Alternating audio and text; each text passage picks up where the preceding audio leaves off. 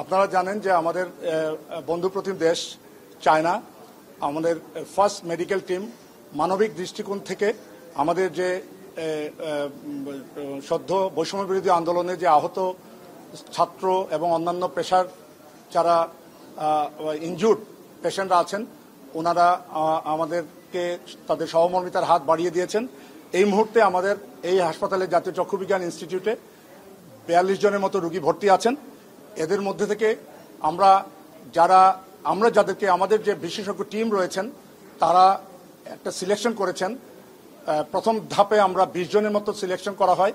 আরও আমরা 6 জনকে স্ট্যান্ড বাই রাখছি। আমরা এই 26 জনকে ইনশাল্লাহ দেখাতে পারবো এবং আমাদের সর্বোচ্চ চেষ্টা থাকবে। ওনাদের সাথে আমাদের সকালে কথা হয়েছে যে 42 জন রোগী আমাদের এখানে ভর্তি আছেন, সবাইকে ওনারা হয়তো দেখার জন্য সময় দিবেন।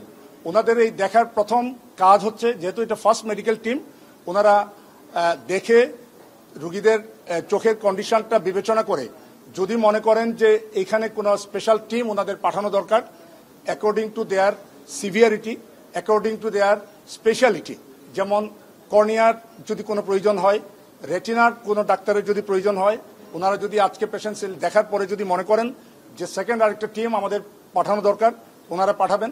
এবং আমাদের চিঠি যেটা আমাদের কাছে এসেছে এটার মাধ্যমে আমরা জানতে পেরেছি ওনারা যদি কোনো রোগীদেরকে নির্বাচন করেন চায়নাতে নিয়ে যাওয়ার জন্য, সেই সুযোগ হয়তো ওনারা তৈরি করবেন।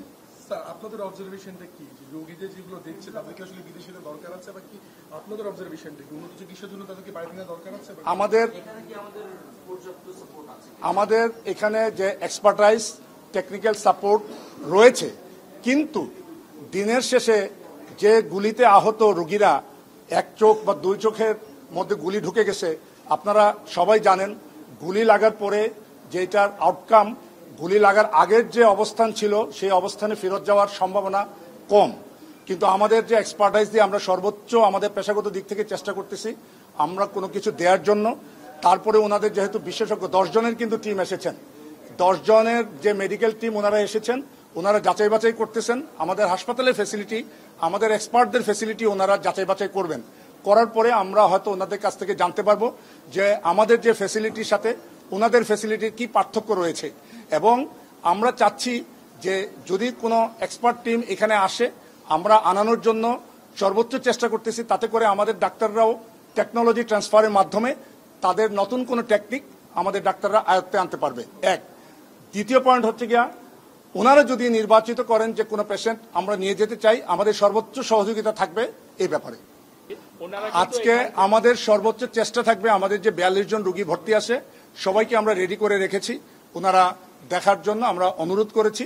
আশা করি আমরা সবাইকে হয়তো দেখানোর সুযোগ হবে। ওনারা কি শুধু চোখের রোগী দেখবেন নাকি সব ধরনের রোগী? ওনারা এখানে এনআইওতে রোগী দেখবেন, তারপর এখান থেকে ওরা আমাদের ন্যাশনাল নিটোর যে ট্রমা ইনস্টিটিউট সেখানে যাবেন, আগামীকালকে ঢাকা মেডিকেল কলেজ হসপিটাল এবং ন্যাশনাল বার্ন ইনস্টিটিউটে যাবেন, এবং তারপর দিন আমাদের যে মেডিকেল ইউনিভার্সিটি আছে বিএসএমএমইউ ওনারা ওখানেও যাবেন। এবং ওনারা বলেছেন যে ওনারা রোগী দেখার জন্য যতটুকু সময় দেওয়া প্রয়োজন তারা দেওয়ার জন্য প্রস্তুত আছে। ওনারা কিন্তু রিটার্ন টিকিট কেটে আসেনি, শুধু ওয়ান ওয়ে টিকিট কেটে ওনারা বাংলাদেশে আসছে।